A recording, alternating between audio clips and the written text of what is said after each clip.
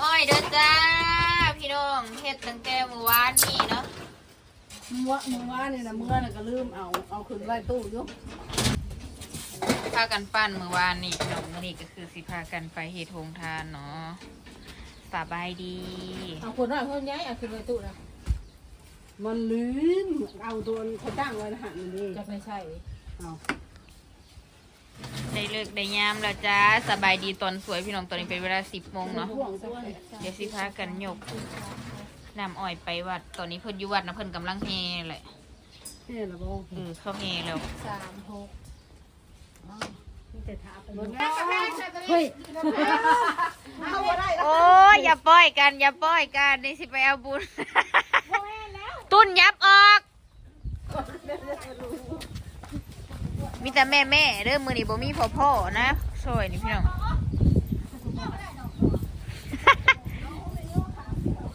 ป้าดน้ำอ้อย40 ขวดแล้วก็มีกระแลมน้ำน้องทุกคนก็คือไอติม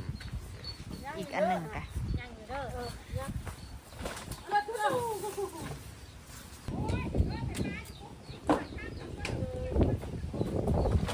โอ้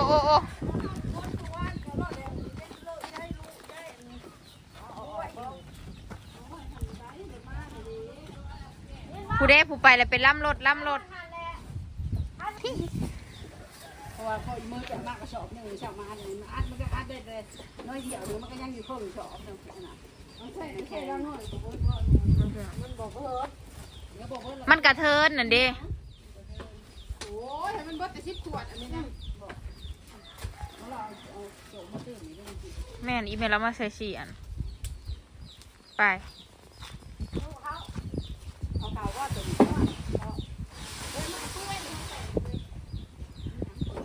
เยี่ยมไปซื้อกับข้าวอยู่ค่ะเอากระไรคือก้อนเอากระไรคือก้อนเอามาหมดแล้วมาจะได้แล้วแน่น้ำเกลือได้พวกยังท้องอัดแล้วบริย่อยเลยย่าอัพเนี่ยนี่แล้วว่าคนจะขึ้นนั่งไม่ใช่ฉบับใช่ไหมย่าเขาแล้วเขาก็นั่งกันเอาแพร่ขาดถิ่มใช่ไหมเสร็จแพร่พันเสื้อหน่อยได้ยังปลีตรงมุนแล้วนั่นปลีตรงมุนข้างในอย่าเพิ่มมุนแล้วนี่ปลีออกจอกรถแห่ลุงเลินเห็นติโอ้ทำก่อน2 กระสอบพี่น้องจอกนะไว้ในก็ได้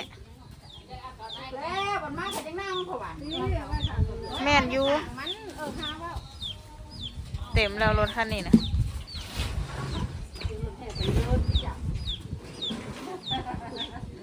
3 4 5 6 7 8 9ผู้ได้คนเฉพาะเงินเฮาพี่น้องไปหลายคนอยู่เอื่อยล้าน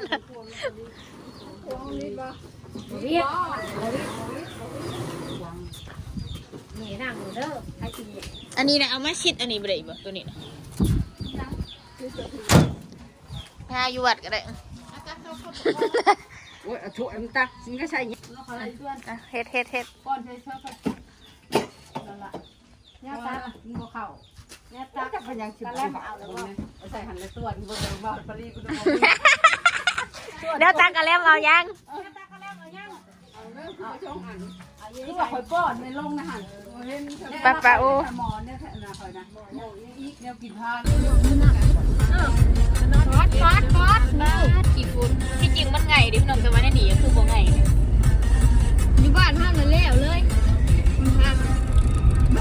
แล้วยังญี่ปุ่นเต็มดีเจนะเนี่ยมือนี้ดีเจสายตูดเข้าไปน้ำเด้อมือนี้มีโฮคานเอาสายตูดเข้าไปน้ำน้องปินมาดูน้องโธ่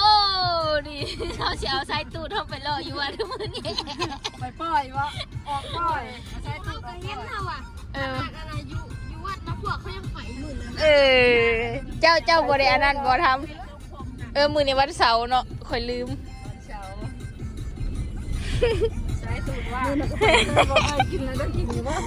พ่อเต็มรถเลยนี่พี่น้องเด็กเจ้าก็ไปไปตั้งใช้ชาลุก็ลงนี่บ่ตั้งครับนี่ตั้งไปค่ะพี่น้องนะโฮงทานคนปักละลายนึง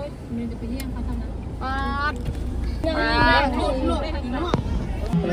มาหอดวัดแล้วพี่น้องป้าดมื้อนี้งานใหญ่แฮงเด้อเนาะหลายคนก็แบบว่าบ่เห็นอันนั้นป้าดมื้อนี้คนหลายแฮงพี่น้องซุมเฮามาอันสังฆทานมื้อวานเนี่ยบ่ได้มีคนเนาะมื้อนี้คนหลายแท้หลายว่าเด้อเฮ็ดกับข้าวเพิ่นชั้นเขาแล้วก็สิเข้าสู่พิธีชนะกองอันตอนนี้เป็นเวลา41 โมงเลยพี่น้องเนาะเฮามาฮอดวัดเลยข้าเจ้าผู้มาก่อนจนเบิดแล้วจนเขาเจ้าแจกเบิดชุ่มเฮาหน่อยมานำหลังเอาไอ้กลับมาไอ้แม่ไผ่ น้องเจ็บพลาพี่น้องอันนี้น้ำอ้อยจ้า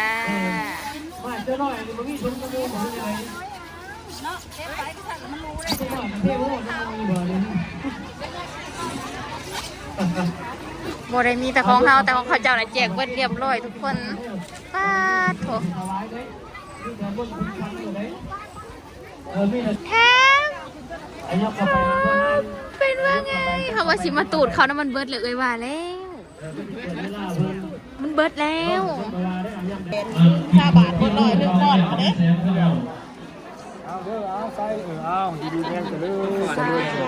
พี่น้องเกือบแม่นมาบ่ทัน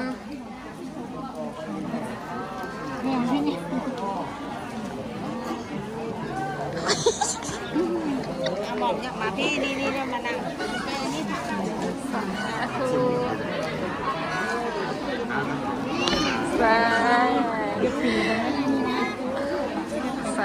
พี่น้องเสียวอยู่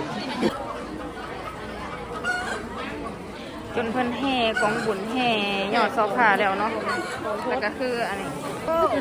มาหอดกินรถมาหอดเพิ่งกินเลยบ้านอันเพิ่นก็เว้าอยู่ว่ามื้อนี้นะเป็นมื้อที่เพิ่นใส่ซองหั่นนะพี่น้องก็เลยคนหลาย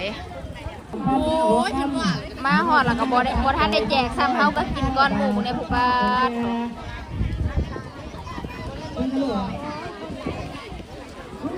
กองซุ่มเฮาเราบ่ทันได้แจกเด้อพี่น้องคนหลายๆเดี๋ยวสิซุ่มให้เบิ่งเนาะ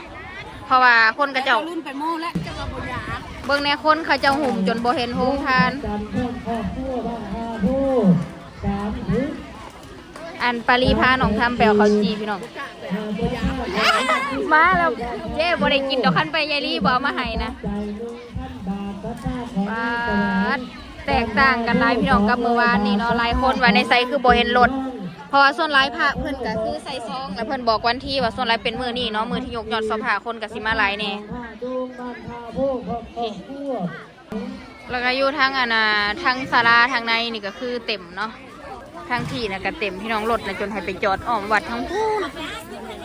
หลายสุดๆเลยเนาะบ่ทันได้แจกซะเบิ่งแน่ผู้โอ้ยว่าพระสันเขาจังสิแจกเนาะเอื้อยก็อยากได้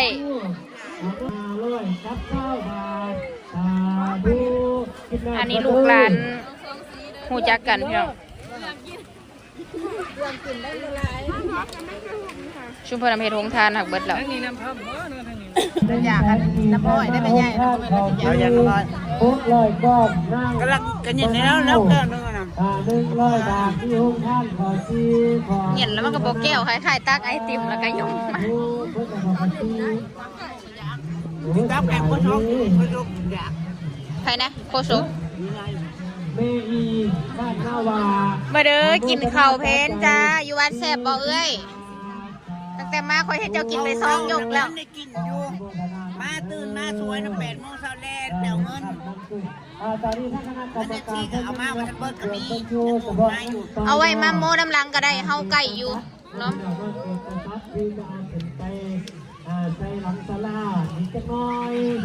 ของไผ่สอนอยู่ใส่กุ้งกิ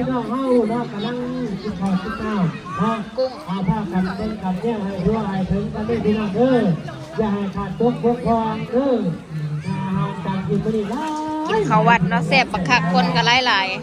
ๆกินข้าวแล้วพุ่นละจ้าจังสิได้แจกพี่น้อง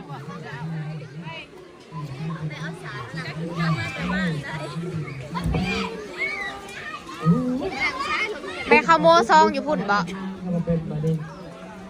ให้ยิ้มแม่ไปส่งอ่ะเด้เจ้าใส่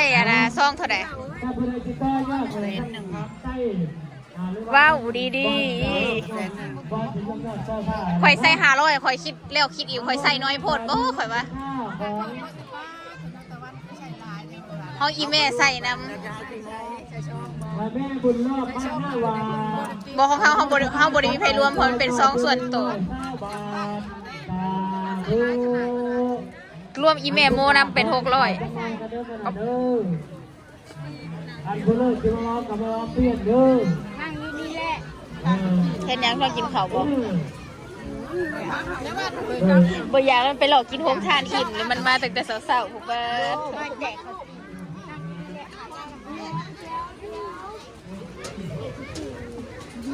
ประกาศหาเจ้าผู้บ้านรุ่นผู้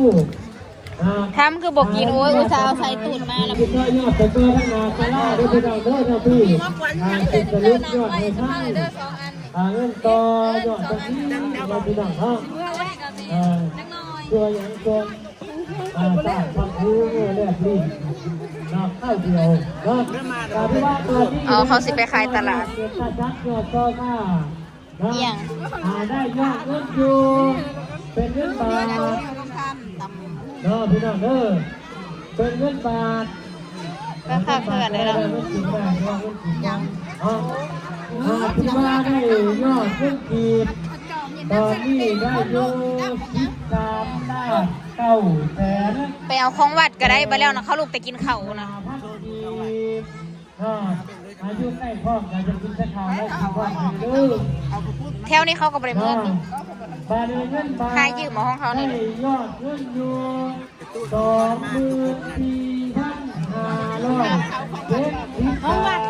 24,500มาเราบริพากันเอาโตมาพี่น้องเนาะแท่นะภาพเพิ่นบอกอยู่แต่ซุ่มเฮาลืมเขาสิไปลงตลาดบอกเขาว่าแล้วนี่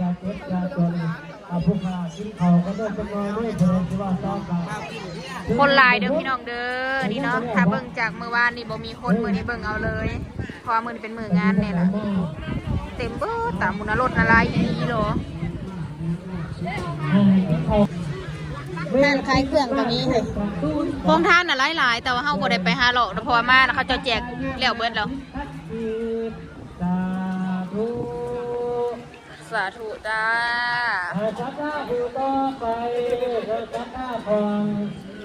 มีแต่แนวเป็นตาแสบเนาะยาภูโสภาบ้านหน้าวาปักใจอยู่100,000กีเดี๋ยวยังมีของพระเจ้านำอยู่มีตำมะพึ่งกับอาณาเขาก็ไปแจกมันพร้อมกันเลยเนาะก็ยังมีหลายคนอยู่โอ้อยากได้ในของผู้ใดเนาะเนี่ยเอาไม่ท่านกินเลยอย่าว่าจากเขาด้วยนี่เนยพี่เดินสายตูดคลองแท้เดินใส่กระตา